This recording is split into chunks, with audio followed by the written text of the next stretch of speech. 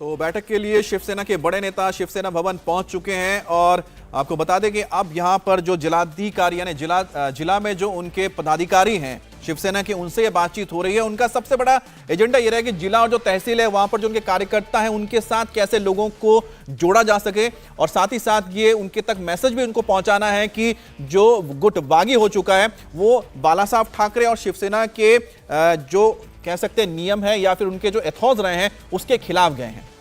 बिल्कुल, ये लगातार तस्वीरें हम आपको दिखा रहे हैं। आज शिवसेना के सारे जिला प्रमुख, महाराष्ट्र के जिला प्रमुख, शिवसेना के संपर्क प्रमुख, इनकी महत्वपूर्ण बैठक आज शिवसेना भवन में बुलाई गई है और इस मीटिंग में शिवसेना नेता आदरणीय आदित्य जी ठाकरे उपस्थित रहेंगे। अन्य शिवसेना नेता जो है वो भी उपस्थित रहेंगे और यही शिवसेना के जिला प्रमुख जो है उनके साथ वीसी के माध्यम से पक्ष प्रमुख माननीय उद्धव जी ठाकरे ये बातचीत करेंगे।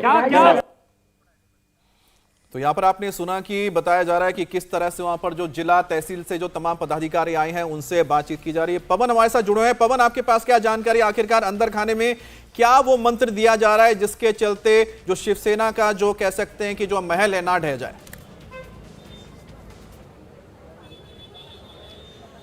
देखिए अमित, सच्ची बात यह है कि फिलहाल नेतृत्व हताश नजर आ रहा है। संजय राउत से बात हुई थी, उन्होंने भी कहा है कि हमारे पास सिर्फ 16 विधायक है, और संजय राउत अगर ये सार्वजनिक तौर पर स्वीकार कर रहे हैं कि 16 विधायक है तो संगठन में किस तरह का मनोबल होगा वो देख सकते हैं। सेना भवन की एक तस्वीरें दिखा देते हैं आम जनता के लिए।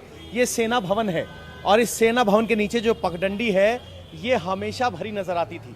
अब यहाँ की स्थिति देख लीजिए, यहाँ आपको कुल गिनती के कुछ कार्यकर्ता नजर आएंगे। जितने कार्यकर्ता हैं उनसे कहीं ज्यादा मीडिया है, और ये बाला साहब ठाकरे का पोस्टर लगा है, शिवसेना लिखा हुआ है, मनोहर जोशी, दिवाकर रावते, बाकी सब जो यहाँ के पदाधिकारी उनका नाम लिखा हुआ है।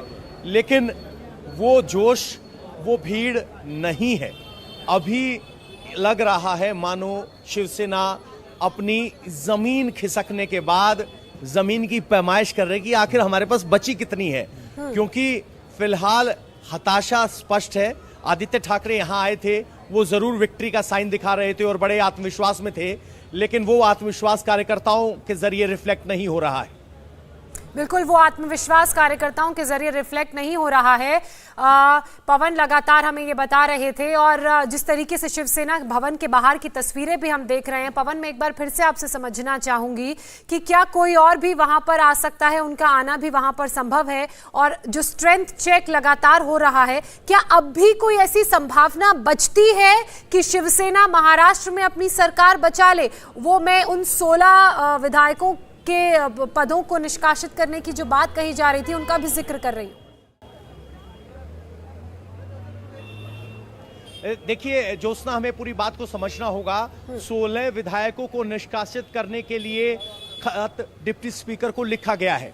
अगर ये खत स्वीकार होता है और 16 को निष्कासित किया जाता है, तब भी शिवसेना के इस फैसले को कोर्ट में चुनौती दे जाने की पूरी संभावना है, क्योंकि 16 विधायकों की दलील होगी कि हम 16 नहीं हैं, हम 2/3 हैं, 38 से ज्यादा हैं, इसलिए हमें एक अलग गुट की मान्यता दी जाए।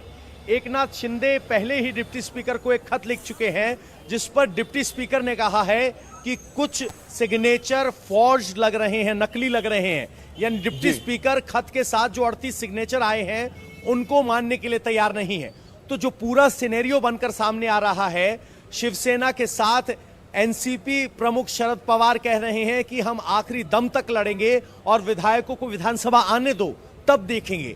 क्योंकि कोर्ट कई बार कह चुकी है कि असली स्ट्रेंथ ऑफ टेस्ट, नंबर्स का टेस्ट सिर्फ फ्लोर ऑफ द हाउस पर हो सकता है, यानी विधान सभा के पटल पर हो सकता है। और विधानसभा के पटल पर जब स्ट्रेंथ चेक करने तक बात पहुंचेगी, उसके बीच बहुत कानूनी पेचीदगियां हैं। बिल्कुल, अगर लेकिन फ्लोर तक अगर बात पहुंच भी जाती है और अगर ये गुट एक साथ रहता है तो ऐसे में तो ये सरकार अल्पमत में ही है, ये तो जाहिर हो जाता है। इंडिया टीवी हर वक्त हर जगह डाउनलोड करने के लिए सर्च करें India TV news Google play store या ऐप स्टोर पर।